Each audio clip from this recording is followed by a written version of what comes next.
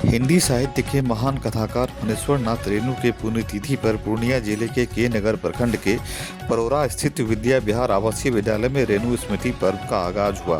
बिहार विधान परिषद के उप सभापति रामवचन राय, साहित्य अकादमी के अध्यक्ष डॉक्टर माधव कौशिक, सचिव डॉक्टर के.एस. राव ने दीप प्रज्वलित कर कार्यक्रम की विधिवत शुरुआत की।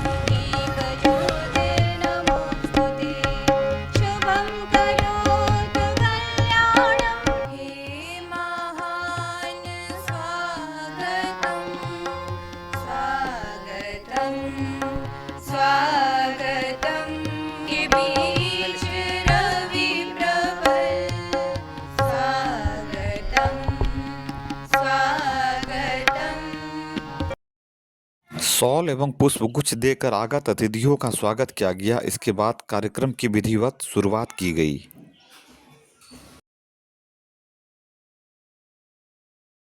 वो एक अजीब तरह का, जिसको वास्तव में भारतीय साहित्य, भारतीय मनीषा, भारतीय चिंतन और भारतीय जीवन शैली, वो सब उसमें लाचल में है।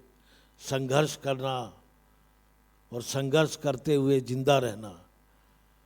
मिश्रा जी ने जो कविता सुनाई, वो कविता है रोमांस की भी और रिबेलियन की भी, जो मिट्टी को जिंदा करने की ताकत लेता हुआ एक बात जरूर कहना चाहूँगा। हमारी भारतीय संस्कृति में बहुत सारे ऋण होते हैं। बांग्ला शब्द सब कुछ घुल मिल कर जैसे एक रचना को वर्णमय वैचित्र प्रदान किया जाता है, वो रेणु उसके उत्कृष्ट उदाहरण है। पात्रों के संवाद देखिए, अपने अपने ढंग से वो सजीव हो उठते हैं। कहीं नहीं लगता कि वो आरोपित है। कई बार लोग कहते हैं कि क्यों जो है एक ऐसे आम हिंदी में तो वो लिख सकते थे, इतने मुश्किल है। मैं अनुवाद की बात पर भी आऊँगी। तो आप देखिए कि एक बिल्कुल देहात का रहने वाला गाँवठी आदमी, वो अगर शुद्ध संस्कृत निष्ठ में शब्दों में बोलेगा तो क्या सच में वो लगेगा कि वो चरित्र जो है वो वाकई में जो है एक जीवन चरित्र है? नहीं लगेगा। उसे बिल्कुल उसी की बोली में उसे ये बात कहनी होगी। और मुझे नहीं लगता, मैं तो बांग्ला भाषी, लेकिन मुझे तो उस समय तो मैं और छोटी थी, लेकिन मैंने तो उनके सारे संवादों को मैं समझ गई और वो दिल को छू लेने वाली थी। और उसमें जो एक मिठास था ना, वो गज़ब की मिठास है। तो इसलिए, और कभी कभी अश्लीलता, क्योंकि बहुत गालियों के भरमार है।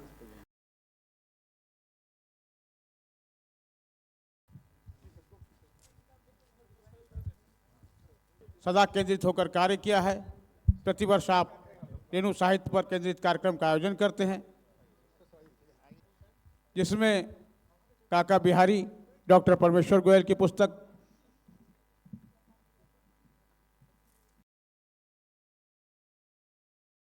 जो शोषण के दर्द लोक व्यवहार है। सबसे बड़ी बात की होता है कि इस पर्व के अंतर्गत साहित्यिक विमर्श, काव्य पाठ, सम्मान समारोह, फिल्म प्रदर्शनी के साथ ही रेणु जी के ग्राम की यात्रा का भी विधान किया गया है। इस सुंदर परिकल्पना के लिए मैं आयोजक परिवार को मेरी प्रकाशित हुई हैं, तो उसमें नमूना के लिए 2-3 आपको सुना करके 5 मिनट सुनाता हूँ। देखिए, अटल जी मेरे साथ काव्य पाठ कर चुके हैं और आप सभी जो जानते होंगे काका बिहारी के नाम से मैं हास्य व्यंग का हास्य काका को कपलेट दे दो, मैंने कुल्लट ठीक है, वही कविलट 2 पंक्तियों में निवेदित करता हूँ। भारत की नारी जाति को समर्पित, जिसके त्याग और बलिदान से 800 वर्ष की गुलामी के उपरांत भी हमारी भारतीय संस्कृति बची हुई है।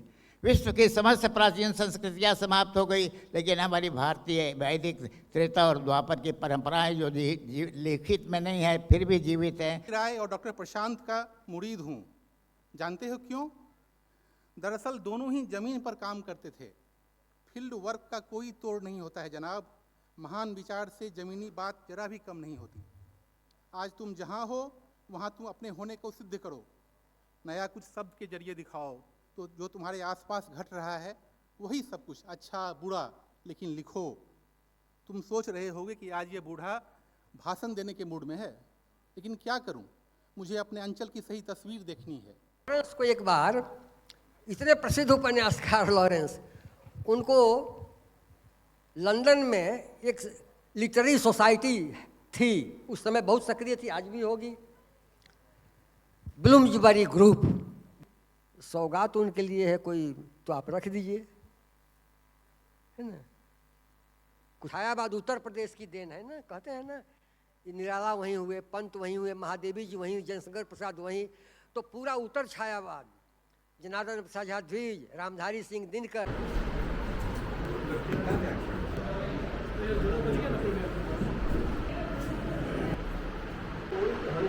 है वो रेणु की कविताओं कहानियों में, और आज हमारी सरकार भी विभिन्न भाषाओं के विकास की बात कर रही है। जी बिल्कुल, क्योंकि वो हमारी धरोहर है ना, इसलिए उसे रक्षा, उसकी जो है रक्षा होनी चाहिए, मैं समझती हूँ।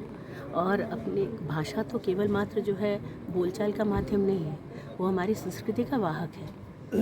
तो उसे फिर आगे ले जाने के लिए ये करना हो कि हमारे बच्चों को वो पढ़ाया जाए और उन्हें जो है अपनी बात अपनी भाषा में कहने का मौका मिले, और वो तभी होगा जब उनके शिक्षक भी जो है इस भाषा में बात करेंगे।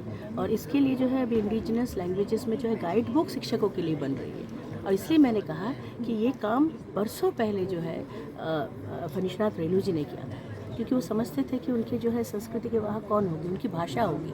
इसलिए आप देखिए उसमें हर तरह की, यहाँ तक कि उन्होंने पंछियों के बोल को भी जो है उसमें समाहित किया। प्रकृति के हर एक की जो अलग अलग खुशबू है, उसका रंग है, उसका रूप है, उसकी अलग एक जिसको कहते हैं ना कि निशब्द का भी अपना एक जो है शब्द होता है। तो उन्होंने उस पूरी चीज़ को जो है पकड़ने की कोशिश की, और यही तो एक बहुत बड़े साहित्यकार की पहचान है। और जो है इसलिए मुझे लगता है कि अब जो है जिस कल्चरल स्टडीज़ की बात मैंने की, उसमें रेणु के साहित्य को अवश्य पढ़ाया जाना चाहिए। पूर्णिया विश्वविद्यालय को जो है एक डिपार्टमेंट ऑफ कल्चरल स्टडीज़, यानी कि सांस्कृतिक पाठ्यक्रम जहाँ हो, वो खोलना चाहिए, और वहाँ जो है रेणु के इस काम पर जो है और ज़्यादा अधिक शोध कार्य होने चाहिए, ताकि आज के हमारे बच्चों को पता चले कि कितने बड़े साहित्यकार हमारे पास है, और उनकी जो धरोहर है उनको आगे ले जाए। बहुत धन्यवाद। और एक विशेष आयोजन यहाँ पर किया गया, आप उसके अध्यक्ष हैं, क्या कहेंगे?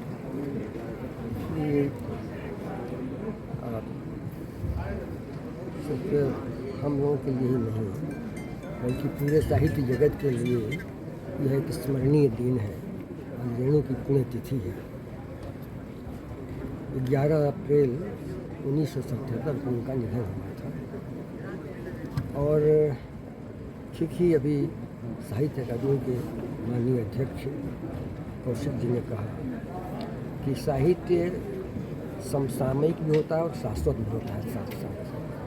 तो रेणु ने जिन सवालों को उठाया था अपने साहित्य में, मैला आंचल में, प्रतिबद्ध कथा में, वे सवाल उस समय के भी थे और आज के भी हैं। अब मैं बहुत फिर से देखता हूँ रेणु के साहित्य को, तो मुझे अद्भुत बातें दिखाई पड़ती हैं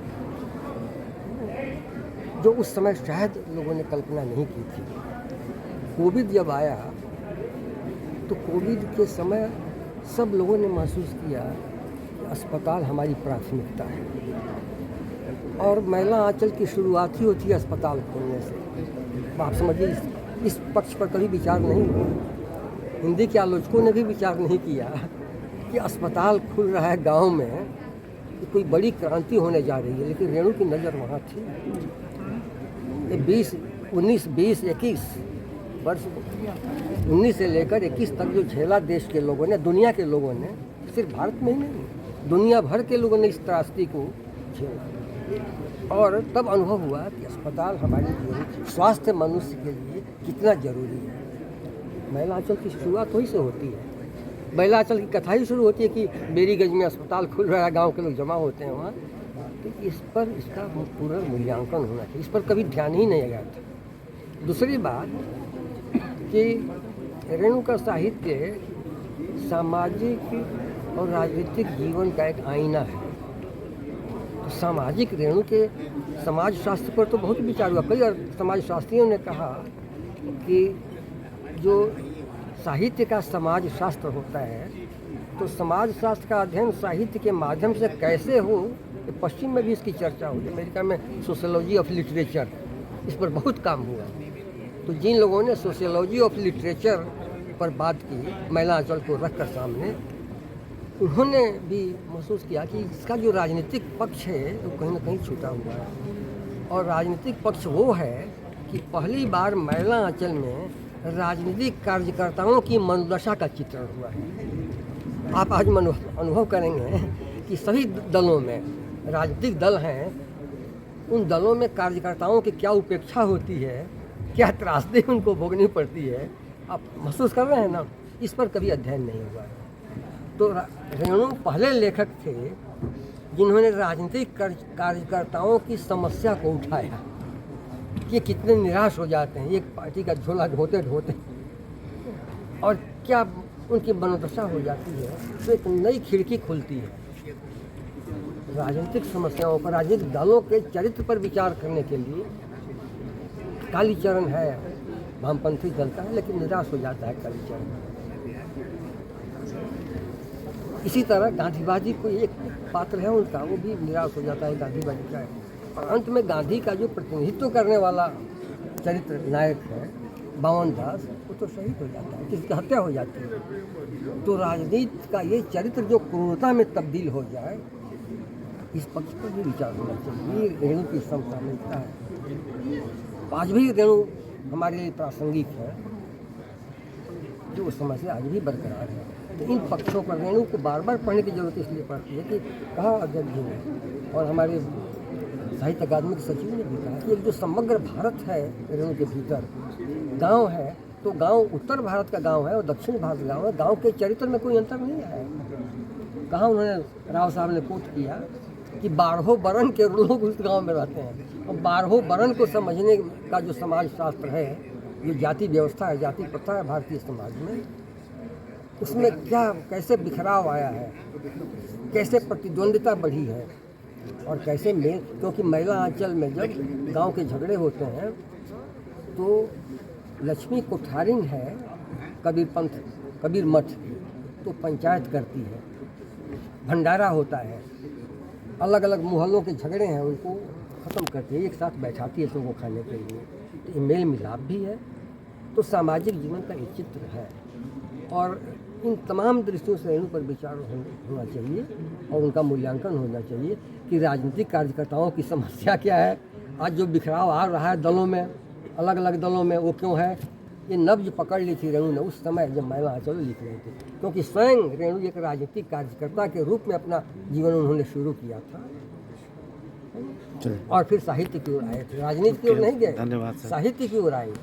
बड़ी उपलब्धि।